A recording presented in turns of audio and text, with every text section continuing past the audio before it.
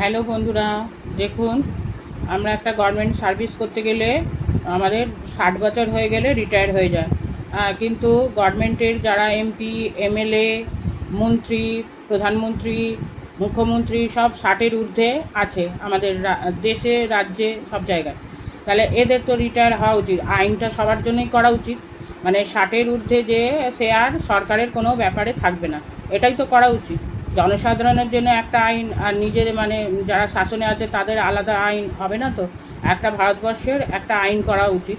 মানে government service করতে গেলে 60 বছর হলেই যে একটা রিটায়ার হবে, তো সব জায়গায় তাই করা উচিত। 60-এর ঊর্ধ্বে কোনো কেউ গভর্নমেন্টের কোনো ব্যাপারে থাকবে না, এটাই তো করা উচিত। তাহলে আমাদের মুখ্যমন্ত্রী বলুন, প্রধানমন্ত্রী বলুন, সব 60-এর ঊর্ধ্বে। সেই জন্য বলছি এটা আইন সর্বত্র করা উচিত, সারা ভারতবর্ষে একই আইন করা উচিত।